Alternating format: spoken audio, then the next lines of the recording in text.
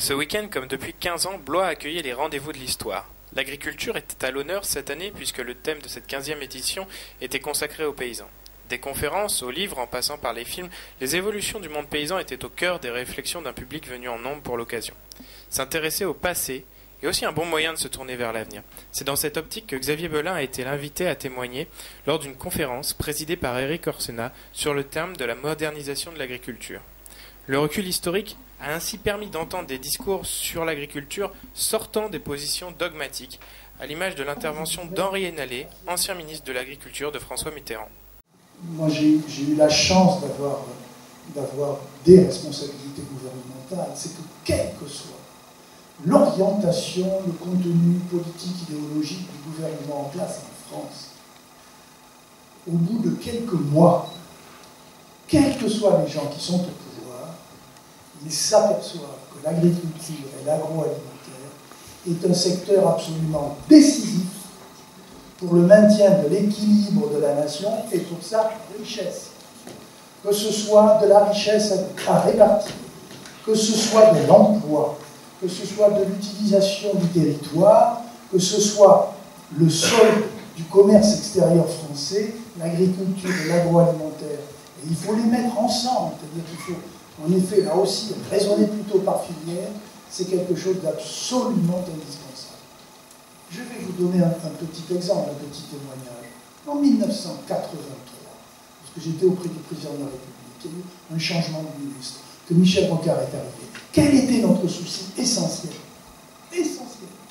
C'était d'assumer le fait que l'agriculture française était exportatrice. Pourquoi? Pour une raison simple. Si en 1983 on a été obligé de remballer le drapeau et de faire un virage, c'est parce qu'entre 1981 et 1982, on avait trop dépensé et que notre commerce extérieur s'était effondré et que notre monnaie filait. Je ne veux pas faire de rapprochement avec une situation plus proche, mais... Et je me rappelle... Comment? Ça va tweeter. Oui, mais en tout cas je l'assume d'autant plus que je l'ai vécu directement.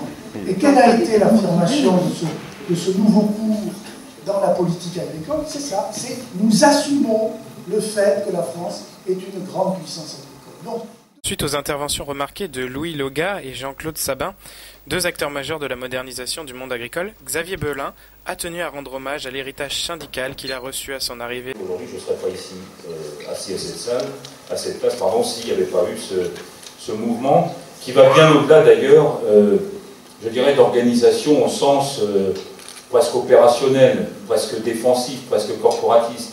Non, il y a dans les valeurs, et notamment chez les jeunes agriculteurs, il y a autre chose. Il y a une vraie valeur humaine, il y a cette notion de solidarité, mais il y a aussi l'ambition et le projet. Et derrière l'ambition et le projet, je crois que c'est ça aujourd'hui qui nourrit encore finalement le syndicalisme agricole, c'est de se dire qu'à plusieurs, on est plus fort que seul.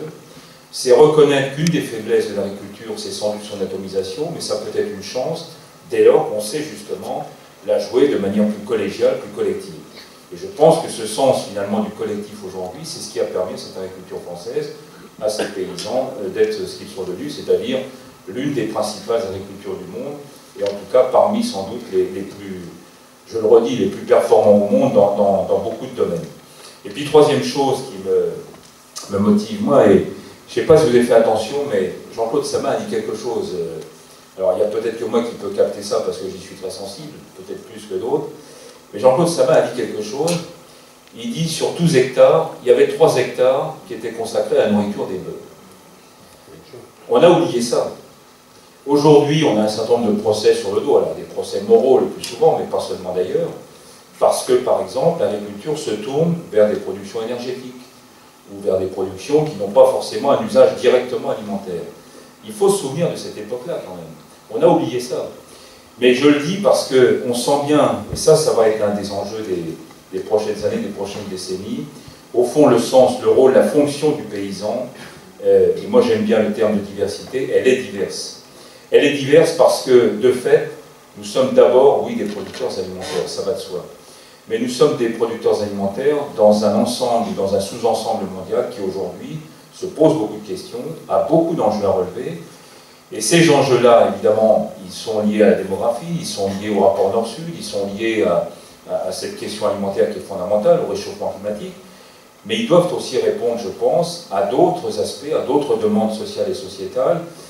Et l'une des particularités peut-être de l'agriculture française, parce que ces paysans ont été au fond formés, et je trouve que le terme d'héritier nous va bien à cette dimension-là, c'est d'être en capacité justement de répondre à une diversité qui elle-même aujourd'hui est de plus en plus complexe.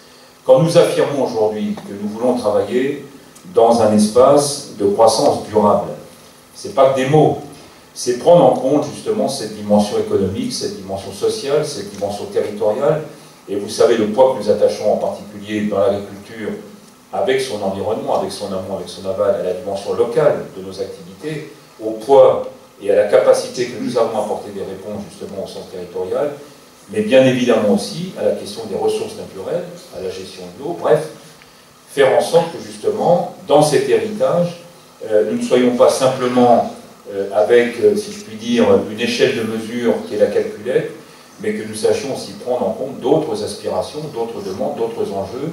C'est peut-être ça qui confère finalement, dans toute cette mutation depuis 50 ou 60 ans, aux agriculteurs quand même une bonne dose finalement d'affection, mais d'affection qui est peut-être aujourd'hui qu'il faut redéfinir parce qu'elle n'est peut-être plus simplement dans l'affectif côté sentimental, mais dans l'affectif au sens où cette agriculture, ces agriculteurs répondent peut-être aussi de mieux en mieux à d'autres aspirations que la seule fonction productive qui était la leur.